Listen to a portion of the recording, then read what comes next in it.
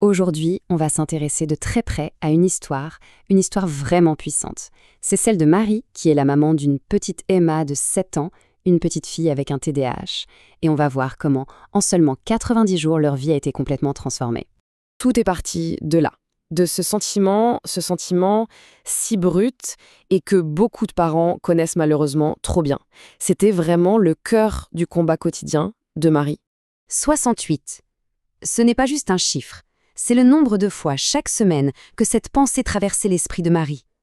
À ce stade, ce n'était plus une vague impression, non, c'était devenu une véritable crise qu'on pouvait mesurer. La question, c'est bien celle-là. Comment est-ce qu'on passe d'un état de culpabilité aussi intense à une vie bien plus stable, plus apaisée? L'histoire de Marie, c'est un peu une feuille de route qui nous montre que c'est possible. Alors, allons-y. Pour bien comprendre le changement, il faut d'abord se plonger dans la situation de départ, comprendre ce que représentait vraiment le poids de ces 68 pensées chaque semaine. La réalité de Marie, avant, c'était ça. Des soirées qui se terminaient systématiquement en cris, en larmes. Et aujourd'hui, aujourd'hui, ce sont des sourires et une vie de famille qu'elle décrit comme simplement normale, avec ses hauts et ses bas, bien sûr. Le contraste est saisissant. Et c'est là que ça devient fascinant. Le point de bascule, le déclic, ça a été une seule phrase, une simple phrase, dite par une psychologue, qui a été la clé pour tout déverrouiller. Voilà la phrase. Marie, vous n'êtes pas une mauvaise mère, vous êtes un parent de TDAH, ce n'est pas la même chose. C'est ce recadrage, si simple et pourtant si puissant, qui a complètement changé sa perspective. Elle est passée d'un sentiment d'échec personnel à la compréhension d'un contexte bien particulier. Parce que qu'est-ce que ça veut dire, au fond, être un parent de TDAH? Ça veut dire qu'on fait face à des défis qui sont uniques et qui demandent des stratégies et des attentes complètement différentes de celles qu'on aurait pour un enfant neurotypique. C'est ce changement de logiciel mental qui est à la base de tout. D'accord, le déclic a eu lieu. Mais après, concrètement, on fait quoi? C'est là qu'on passe à la méthode, au plan d'action très précis que Marie a mis en place. La méthode est assez simple. Elle se décompose en 4 temps. D'abord, on identifie les moments qui font mal. Ensuite, on remplace la pensée négative. Troisième étape, on accepte ce qui est normal dans le contexte du TDAH. Et enfin, on bâtit des piliers pour rester stable.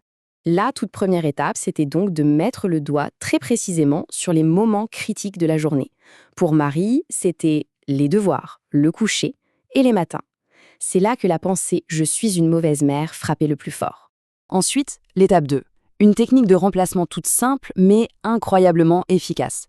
À chaque pensée négative, elle se forçait à dire cette phrase à voix haute. Ça a pris une quinzaine de jours, mais petit à petit, son cerveau a commencé à intégrer le message. Et ça nous amène au cœur de la troisième étape, qui est peut-être la plus libératrice. Il a fallu qu'elle accepte que la normalité pour sa famille était tout simplement différente. Il fallait redéfinir les attentes. Et concrètement, ça veut dire quoi? Ça veut dire accepter que sa fille oublie son sac 2 fois par semaine, qu'elle interrompe une conversation 15 fois pendant un repas. Ce ne sont plus des échecs parentaux, c'est juste la réalité de la vie avec un TDAH. Et enfin, pour que tout ça tienne dans la durée, la dernière étape, la création de 3 piliers. 3 moments pour elle chaque jour, non négociables. En tout, 45 minutes par jour qui sont devenues sa bouée de sauvetage. Mais attention, il faut être honnête, le chemin n'a pas été tout droit. Il y a eu des erreurs, des rechutes. Par exemple, la première semaine, elle a voulu tout arrêter d'un coup. Échec. C'est en apprenant de ses erreurs qu'elle a trouvé ce qui marchait pour de bon.